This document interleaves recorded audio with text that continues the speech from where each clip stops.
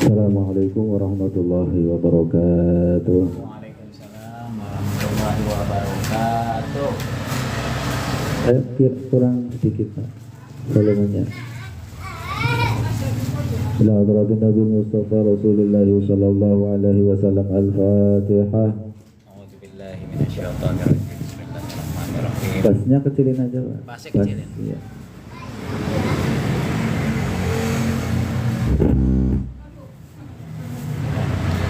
Baik. Udah Pak. Ya. Bismillahirrahmanirrahim. Alhamdulillah wassalatu wassalamu ala Rasulillah Sayyidina wa habibina wa syafi'ina wa maulana Muhammad ibn Abdullah. La hawla wa la quwata illa billah. Amma ba'd. Mata kepada pengurus Yayasan Azam Dabawi Indonesia yang saya hormati, pada adik-adik sekalian saya cintai, marilah kita senantiasa untuk tidak bosan-bosannya, tidak jenuh-jenuhnya, selalu belajar bersyukur kepada nikmat Allah Subhanahu wa Ta'ala. Karena dengan nikmat Allah senantiasa kita selalu semangat, terutama adalah menjalankan aktivitas ibadah di dalam bulan suci Ramadan ini. Mudah-mudahan ibadah kita akan diterima oleh Allah Subhanahu wa Ta'ala, mendapatkan predikat hamba yang akan terlahir suci, artinya dosa-dosanya diampuni semua oleh Allah Subhanahu wa Ta'ala. Allahumma amin ya rabbal alamin. Shalawat serta salam senantiasa tercurahkan dari Nabi Agung Muhammad sallallahu alaihi wasallam. Jadi sekalian, kemarin kita bahas fikih tentang masalah najis atau tiga macam najis. Tiga macam najis itu apa aja kemarin? Satu, najis mughaladzah. Dua, mukhaffafah. Tiga, mutawasithah. Nah, ketika najis tersebut tentunya kedudukannya berbeda-beda. Yang mughaladzah termasuk najis yang agak berat ya dalam mensucikannya, najis mukhaffafah najis yang sangat ringan di dalam mensucikannya, dan najis mutawasithah najis seluruh kotoran makhluk ya, kecuali kedua najis yaitu mughaladzah, najis anjing dan celeng. Semua selain anjing dan celeng najisnya mukhaffafah mutawasithah ya, sedang-sedang saja dalam mensucikannya, biasa ya, berat enggak, ringan enggak. Jadi kalau kemarin itu najis yang tiga golongan najis itu sudah paham, kita akan membahas gimana cara mensucikannya ketika najis tersebut. Bismillahirrahmanirrahim. Faslun, cara mensucikan najis.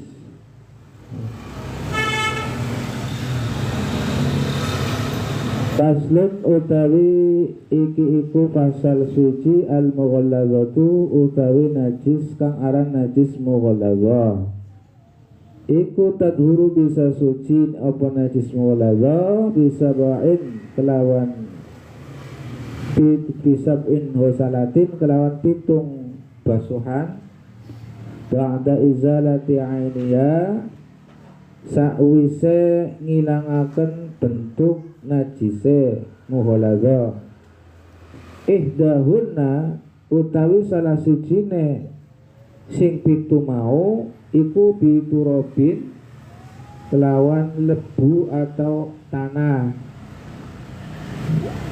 Wal mukhaffafatu lan utawi najis mukhaffafah iku tadhuru bisa dadi suci apa najis mukhaffafah birasyil ma'i kelawan sebab nyiprataken banyu alaiha ing atase mukhaffafah ma'al ghalabati sertane ing dalem nglindihake banyu wa izalati ainiha dan ngilangi bentuk najis mukhaffafah. Wal mutawasithatu lan utawi najis mutawasithah iku tankis qasimu limo kebagi apa mutawasithah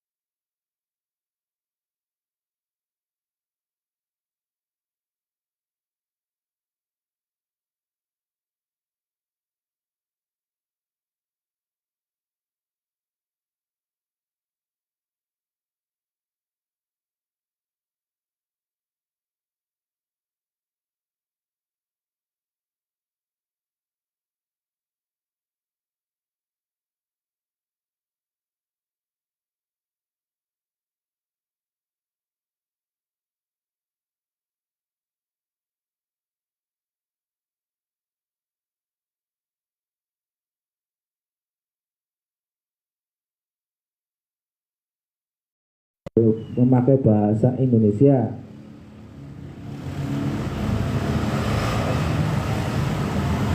Cara mencuci najis. 1. Najis mughaladzah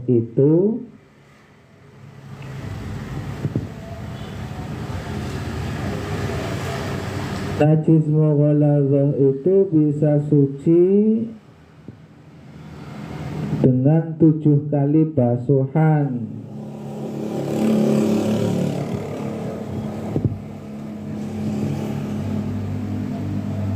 Besok kalau bisa pesannya pakai face note aja, Pak.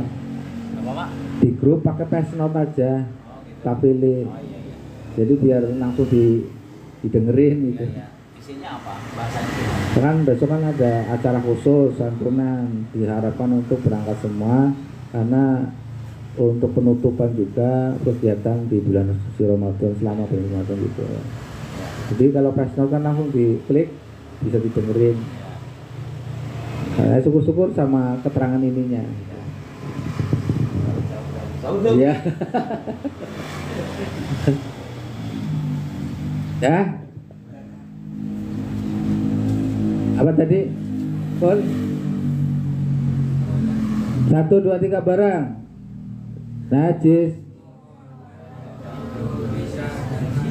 bisa suci dengan 7.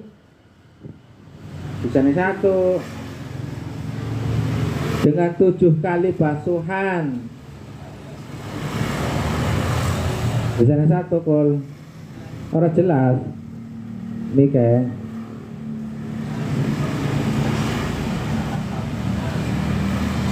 ya.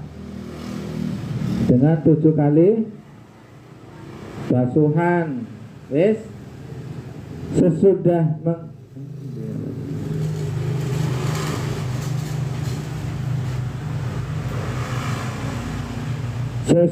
menghilangkan keadaan najisnya.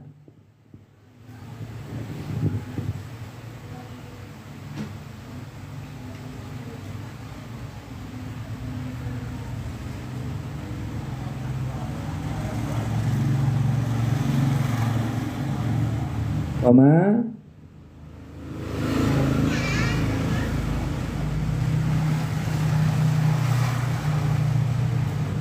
salah satu basuhannya dicampur dengan debu yang suci. Salah satu basuhannya dicampur dengan debu yang suci. Debu atau tanah. Salah satu basuhannya dicampur dengan tanah atau debu yang suci.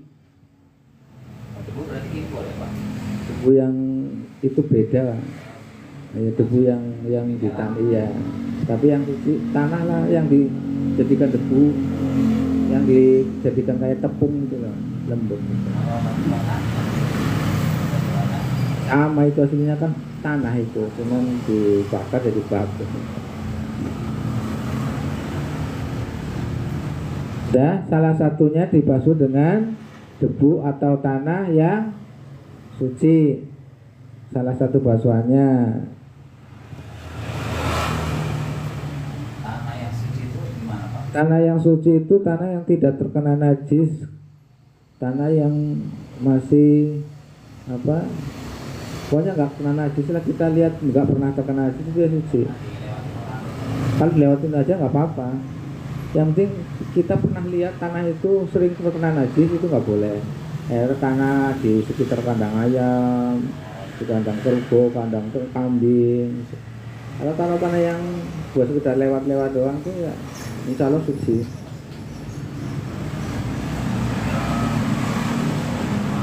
Kalau umpamanya di atasnya ada najisnya, tinggal dibuang aja, ambil yang di bawah. Gitu. Yang penting nggak terkena najis. Nggak usah ribet-ribet, yang penting tanah yang di atas dibuang, ambil yang di bawah, dicampur dengan air sampai menyatu dengan air, baru disiramkan ke yang terkena najis. Itu ya jadi lumpur akhirnya. Misalkan di itu kalau saya di sungai kan airnya kalau gitu ya. Ya. Kayaknya langsung ya. Nggak usah pakai. Kalau di sungai bisa langsung ya. Iya. Terus iya. Cuman kan Disetor itu kan airnya kan yang keruh itu yang habis hujan gitu. ya itu pengalaman itu malah bagus itu. Ya. Iya. Tapi kan harus diselingi pakai sabun, Bang. Hubungan dengan debu. Jadi caranya gini. 7 basuhan tersebut artinya ya, arti secara kompleksnya begini. Kalau nggak di sungai ya, ada bak air di kolam atau di bak atau keran lah, keran lebih bagus. Maksudnya 7 kali itu kira-kira airnya itu banyak itu ya. Kalau di apa? Di bak kita ambil gayung, pertama kita buang dulu apa bekas najis itu, kemudian habis digigit, habis dijilat atau kena nya anjing atau kena najisnya anjing itu dibuang dulu ya. Nah sampai nyebrang ke sini lagi buang dulu, nanti disiram pertama biur ya. Habis siram buang itu atau berapa lah, campurin debu, disiram lagi dengan debu. Ini baru berapa kali siraman lah, belum yang ke-7 ya. Siram pakai debu, siram lagi pakai air biasa lagi 1 kali. Namanya baru 3-4 kali, oke ya. 4. Kalau 4 baru disabun. Bisa sabun. Terus disiram 5, 6, 7 juga. Itu jalan dulu. Kayak saya kayak gitu. Pokoknya salah satu guyuran airnya harus dicampur dengan debu. Itu manfaatnya katanya secara ilmu kedokteran untuk menghilangkan bakteri yang terkena yang di dalam najis anjing itu atau celeng ya. Buat syarat ya. Iya buat syarat. Iya gitu. Tapi pertamanya pakai debu dulu. Habis pakai debu tuh kosok-kosok mana posisi debunya, posisi ngelopot ning dia apa? Tangan atau bagian yang terkena najis, kemudian disiram sampai bersih dan disabun sampai bahkan lebih dari 7 kali juga bagus, nggak apa-apa. Itu harus 7 kali Pak. Enggak, maksudnya minimal 7 kali. Kalau ini kan saya pernah lihat juga kalau kita kayak mandi balik ya. Ya, Selama proses mandi itu nggak boleh pakai sabun, jadi air benar-benar air. ya, suci, benar-benar murni. Nah, itu tadi yang sampai 7 itu dicampur sabun. Kalau itu kan ngilangin hadas, Pak. Iya, ini kan najis. Beda antara najis dan hadas. Jadi menghilangkan hadas itu dengan air suci dan mensucikan. Tapi mensucikan najis itu dengan air mustakmal pun bisa. Oh iya, sama boleh berarti. Iya, yang penting airnya nggak najis. Mustakmal itu air yang sudah terpakai. Air yang terkena sabun, air yang terkena apalah itu ya. Yang penting bukan terkena najis, boleh untuk menghilangkan najis. Itu beda dengan menghilangkan hadas. Di sungai airnya keruh, tapi itu keruhnya keruh bukan keruh karena debu, karena tanah doang, mungkin dengan kotoran-kotoran yang lain. Makanya kalau di sungai juga bisa langsung suci, tapi alangkah baiknya disabun lagi. Aslinya minimal itu 7 kali minimal. Zaman sekarang udah zaman modern, ada keran, ya pakai keran aja. Ya. Pertama kerannya ditutup ini, buang najisnya.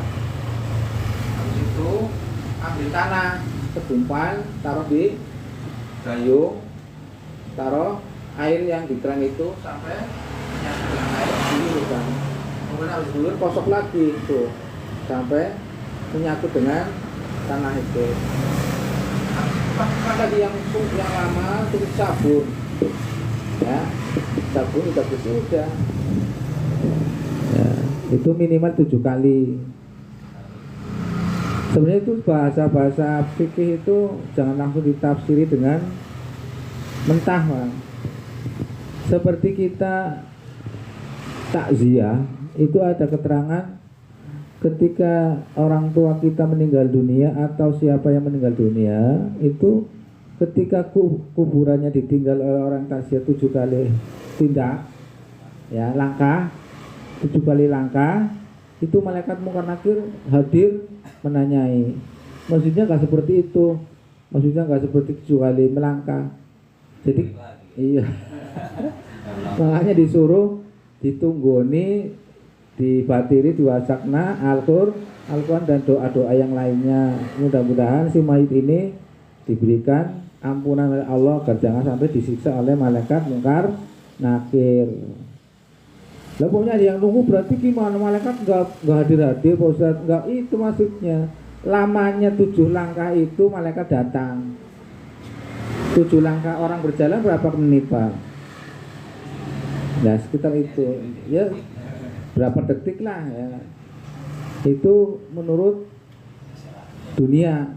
Tapi kalau di alam barzah ya nggak segitu. Ketika nyawa udah melayang, udah nyampe situ langsung itu. Sebenarnya itu. Cuman kurang penjelasan para kiai, para ustadz dengan masalah ini. Sebenarnya kalau ruh sudah dicabut oleh Allah, sudah langsung ditempatkan alam barzah, langsung diproses, disidang itu. Cuma di alam dunia kan beda, waktunya beda dengan alam barzah. Alam jin dengan alam dunia juga beda, ya. Bedanya jauh. Itu. Di dunia saya pernah punya kakak jalanin tirakatan 40 hari 40 malam di kamar, ya, puasa wiridan di kamar selama 40 hari 40 malam, nggak makan, nggak tidur. Kok kuat ya? Iya kuat, karena di alam sana sukmane diambil di alam sana itu ngaji nang pengajian alam gaib cuma 3 hari Pak. Di sini 40 hari, makanya kuat gitu. Katanya gitu. Pengerasannya belum dina. Nah, itu kakak saya yang ngomong kayak gitu. Wallahu alam kebenarannya. Kadang ada yang ngarang gitu. Kadang ada yang ilusi sama apa namanya itu? Ya, alam jin itu seperti itu. Jadi kabar-kabar seperti itu, keterangan seperti itu jangan sampai langsung diyakini. Wallahu a'lam, hanya Allah yang tahu. Karena kita nggak pernah jalanin. Jadi cara mensucikan najis muhladhah seperti itu, udah paham? Paham ya? Pokoknya salah satu gabiuran itu disugi lemah. Nah, tadi udah sampai mana catatannya? Coba dibaca bareng 1, 2, 3. Bareng dibaca.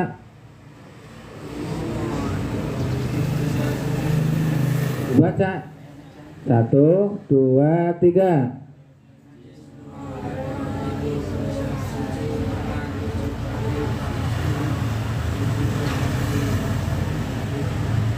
Keadaan najisnya. Terus yang salah satu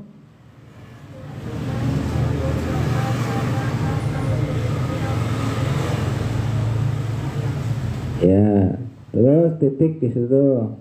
Sekarang najis mukhafafah itu, najis mukhafafah itu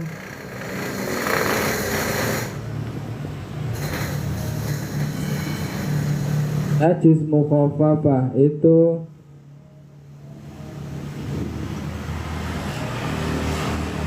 bisa suci dengan mengguyurkan air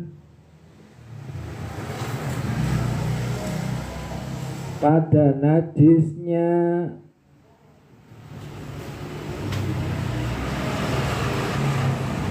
secara merata hingga hilang najisnya.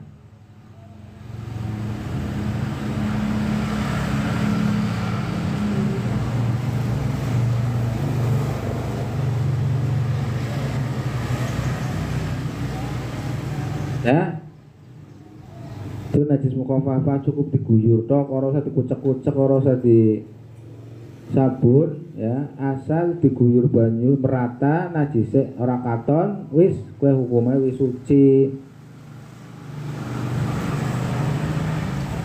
Ruang ya. Diguyur merata.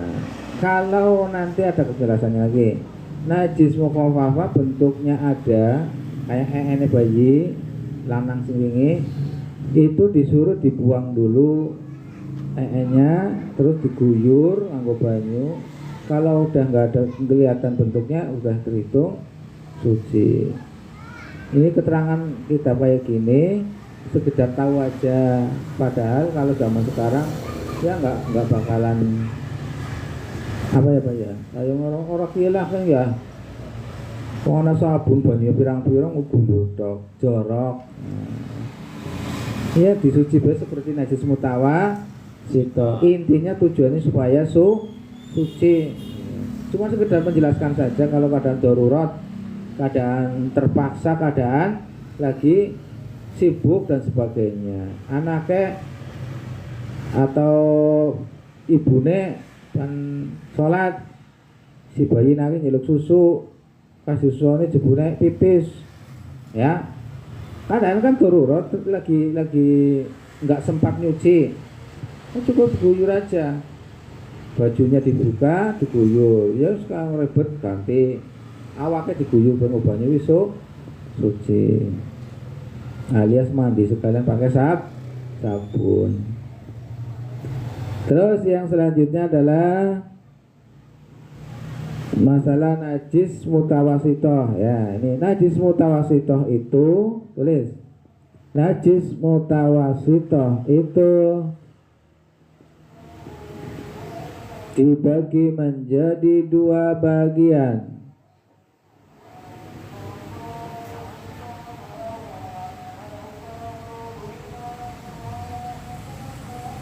Satu najis ainiyah.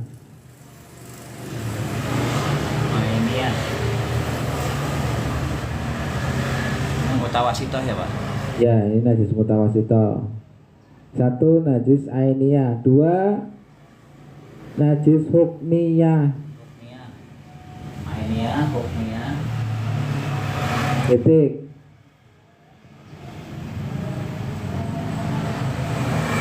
Ada yang ketinggalan? Harus ketinggalan ngomong.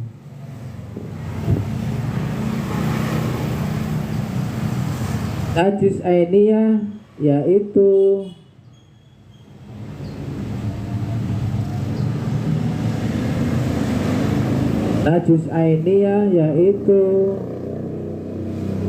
najis yang ada warna,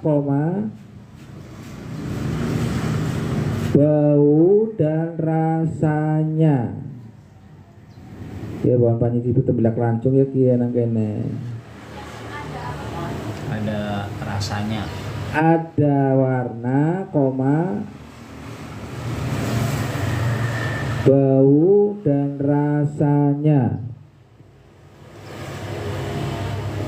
Itu najis ainiyah. Titik. Najis hukmiyah yaitu najis yang tidak ada warna, bau dan rasanya.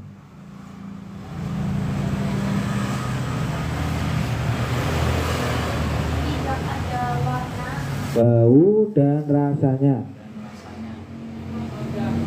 Jadi nanti dicium dulu Mbak, bataran. Ternyata ini coklat sama apa ya? Iya, coklat udah lancung, ini coklat. Dicobain dulu. Cara menghilangkan najis hukmiyah. Cara menghilangkan najis hukmiyah cukup mengalirkan air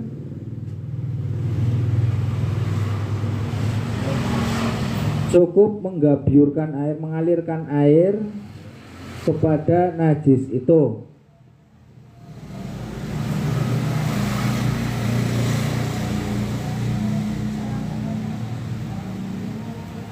Ada yang ketinggalan? Ngomong. Tadi apa Pak? Cara menghilangkan najis hukmiyah. Cara menghilangkan najis hukmiyah. Wes? Wes?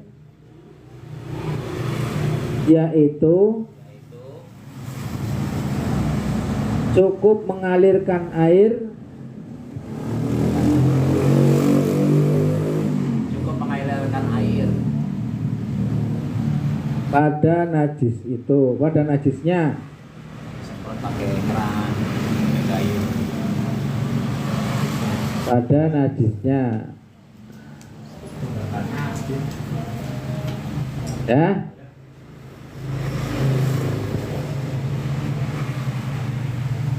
Nah, sekarang penjelasan najis mutawasito. Najis mutawasito itu apa kemarin? Najis mutawasito itu apa kemarin? Selain Seluruh najis atau kotoran selain anjing dan celeng. najis Seluruh najis atau kotoran makhluk selain anjing dan celeng, itu namanya najis mutawasito. Najis mutawasito itu dibagi menjadi dua. Satu najis ainiyah. Ainiyah bahasa Indonesianya adalah tadi apa? Ada warnanya, ya, ada bentuknya, ada rasanya. Jadi itu namanya najis ainiyah, najis mutawasito sing bentuknya najis ainiyah. Contohnya, kira ngomong dengan cermat ya. Najis ainiyah, contoh. Sarah wis pernah tulis ya. Nah, ya dengarkan kalau sudah rampung nulis, dengarkan. Contoh najis mutawasito ning ngarepe ning kono ana temblek ayam. Katon bentuknya, katon warnane, rasane telo kan ya apa dicicipi ngono. Wis rasane mesti kayak kue. Ya. Ainiyah, katon bentuknya, katon warnane, katon mambune. Ya. Toli rasane, ya. Warnane, bentuknya, mambune, rasane.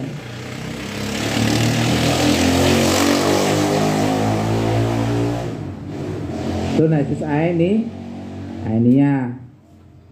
Jadi kalau kon wis paham ono ana temblek kan najis ainiyah dibuang disit. Nah. Jadi ngomongnya bahasa sing halus. Orang menikah teleponnya dibuang disit. Nah teleponnya sama dibuang disit. Orang kayak gue. Paham Aldi? Iya, bukan kon ngising nang ngarepmu. Are ngomong kayak telepon gua ngode aja kayak gue. Ngomongnya kayak najis ainiyah buang disit nembe disuci kena 3 biur nganggo banyu cukup 3 biur tok siram biur. Saya hukumnya wis suci asal ainiyah wis laka. Angger bentuk warna rasa mambu wis laka dibuang. Nah, wis sing darane najis hukmiyah. Jadi najis tapi secara hukumnya tok najis. Bentuknya ora katon. Karena apa? Pernah dinggoni daning najis. Jadi hukumnya najis. Mulane diarani hukmiyah wong ora katon. Jadi cara menghilangkannya ya tadi 3 biur tok nganggo banyu wis suci. Kan dulu ada video cara mensucikan membersihkan najis seperti itu. Ada tai ayam di masjid gitu ya, atau tai cecek atau apalah gitu ya, tekek, ambil tisu atau kertas ditimpal, set, ya, habis ditimpal dibuang, terus ambil tisu lagi, dibersihkan dengan kertas tisu. Kemudian setelah itu cukup 3 biur banyu segayung tok biur. Sudah hukumnya suci. Ya, ora ribet. Bocah cilik melayu-melayu ning langgar. Ya. Nguyu nang jerone langgar nang keramik. Bocah dijungjung, uyuhe dipel nganggo gombal. Sawise dipel ganti pelan maning dilap maning. Ya, nembe digabyur nganggo banyu. Syukur-syukur dipel nganggo alat pengepel. Ada pertanyaan enggak? Lagi. Ada pertanyaan?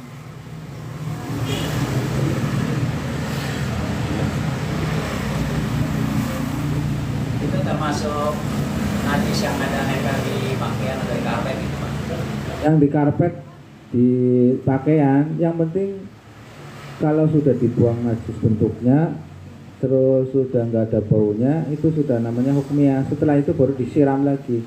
Makanya kalau nyuci baju itu Pak, itu kan sudah disabun, sudah dibersihkan, ya, dengan air yang tadi rendaman tadi, pakai sabun. Setelah dibilas, maka disiram lagi, digabyur lagi dengan air yang suci gitu Pak. Cara mencuci baju untuk sholat seperti itu. Kecuali nggak boleh pakai sabun dulu Pak. ya, Dapat informasi kalau nyuci pakaian yang kena najis nggak boleh pakai sabun, benar? boleh sabun dulu tuh, boleh disabun dulu supaya najisnya hilang. Baunya sudah nggak ada, bentuknya nggak ada, rasanya juga pasti nggak ada. Nah setelah itu disucikan dengan air digujur, digabyur.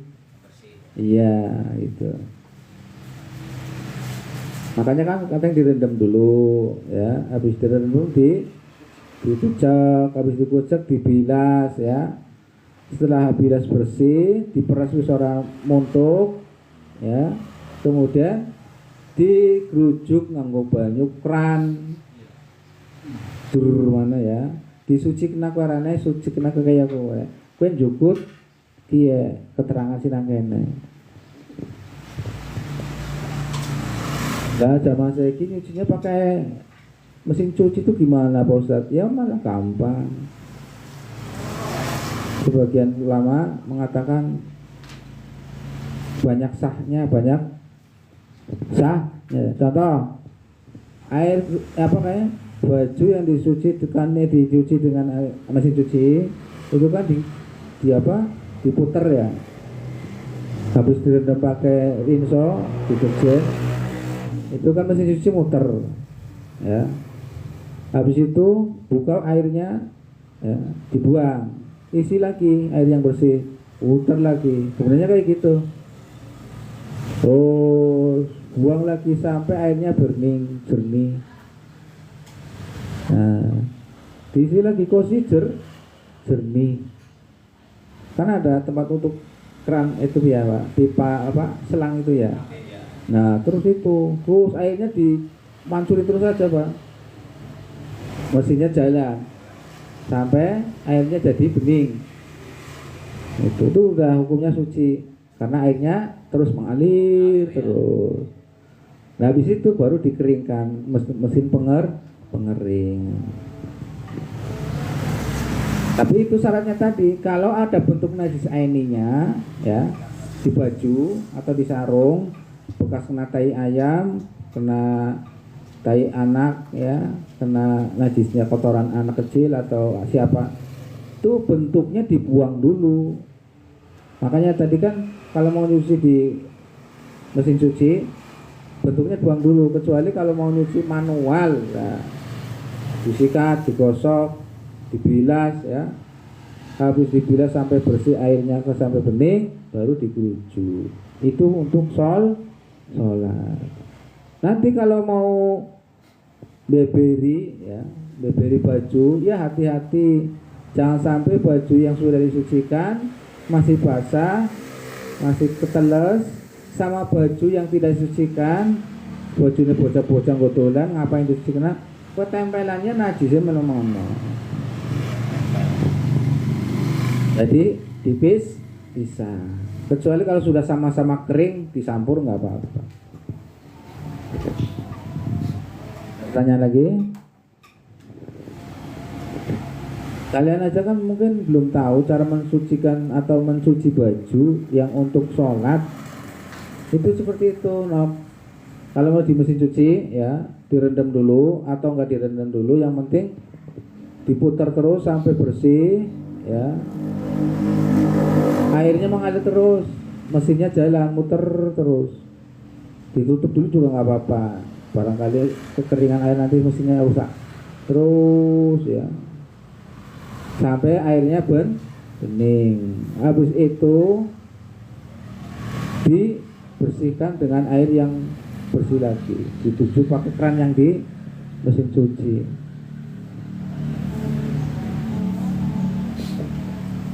Terus dikeringkan di mesin pengering.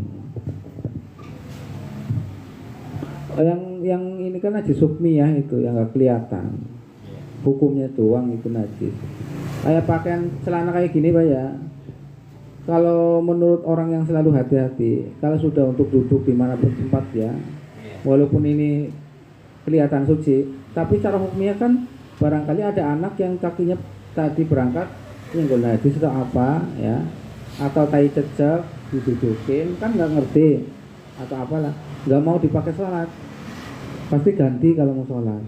Iya, ada khusus pakaian-pakaian yang untuk sholat. Kayak saya sendiri, maaf ya, saya itu pakaian sholat selalu standby di ruang sholat.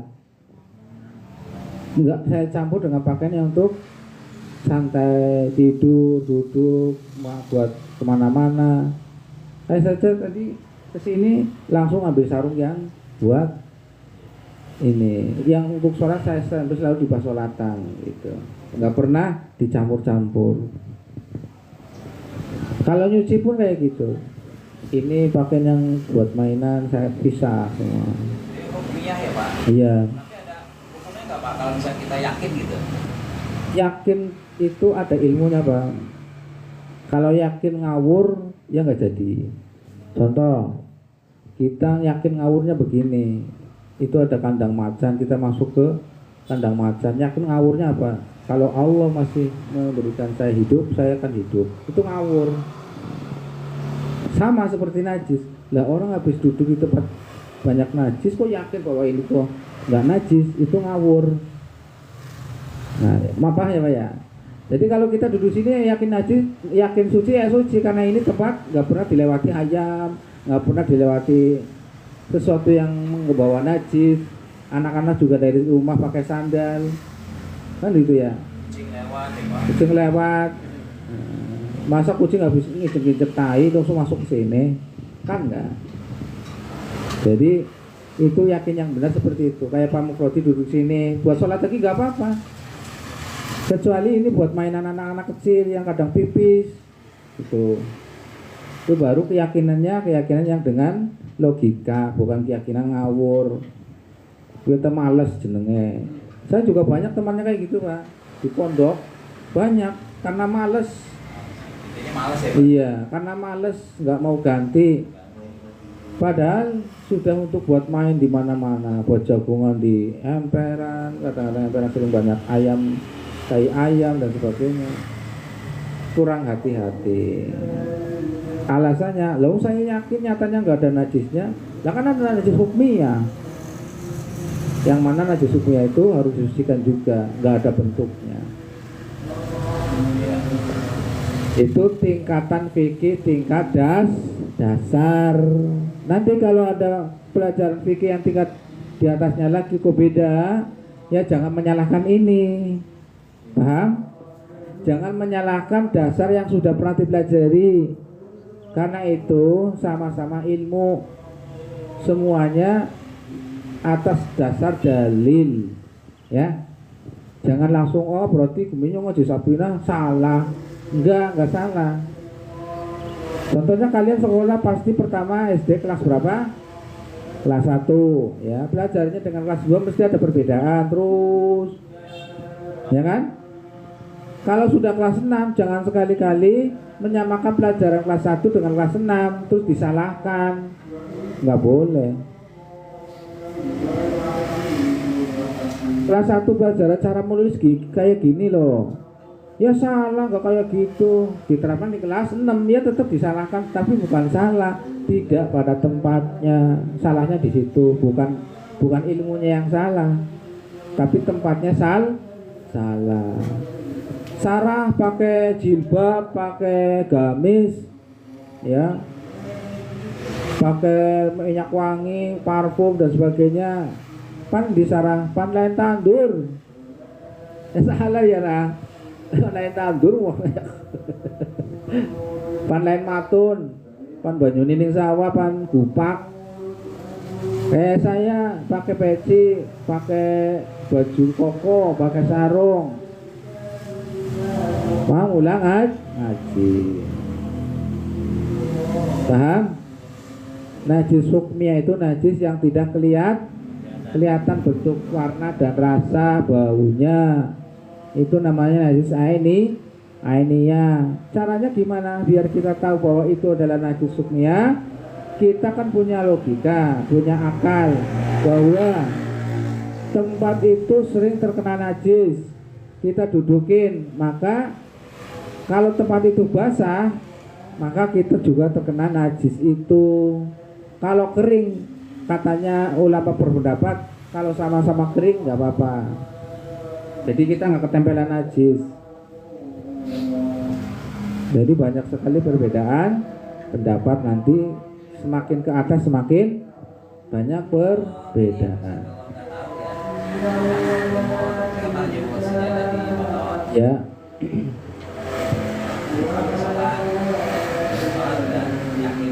Ya benar.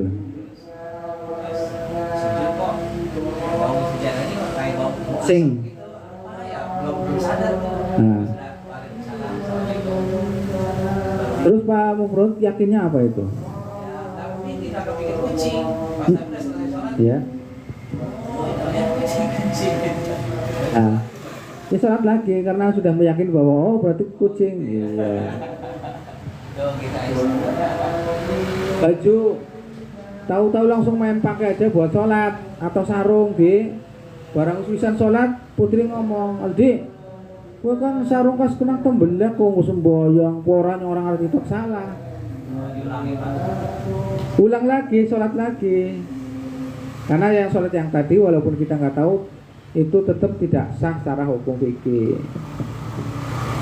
Beda dengan ngentut orang sengaja. Kas banyu itu ngentut orang sengaja tetap batal walaupun orang sengaja. Paham ya? Iya. Jadi ketika kita nggak ada yang mengingatkan baru itu tetap sah sholatnya Pak.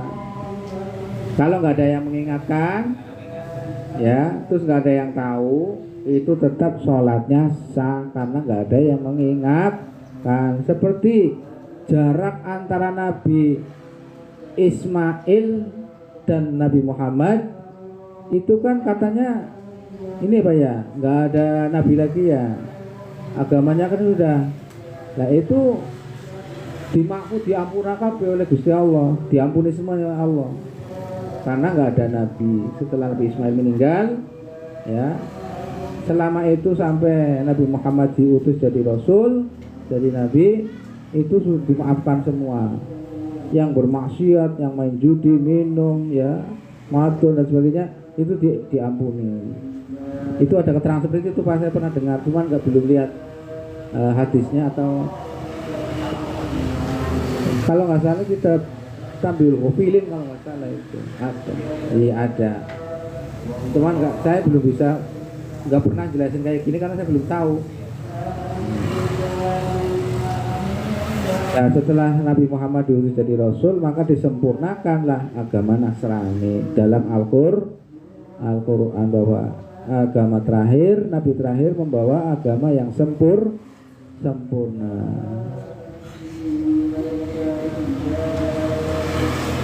Jadi kalau kita sholat, ya tempatnya ada najisnya kita nggak tahu, ya pakaiannya kena najis nggak tahu, nggak ada yang mengingatkan, sholatnya itu sah.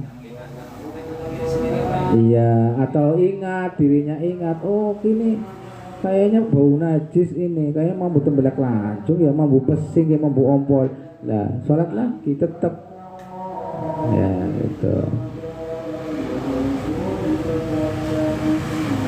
sholat menghadap kiblatnya itu salah, ya.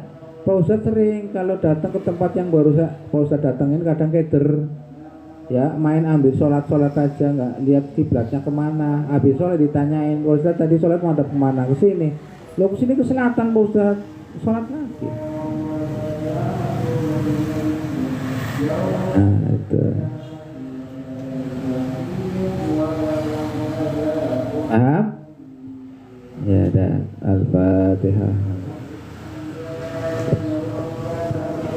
Iya kan Allah ya kan.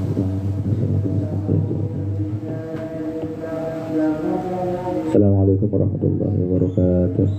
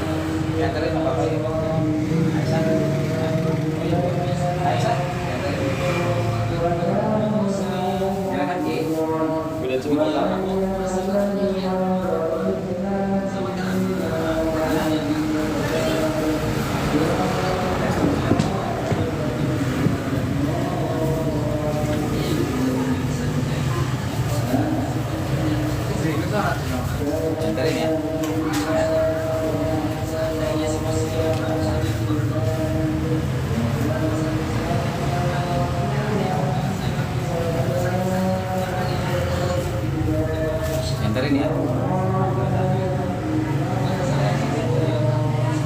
Siapa bisa?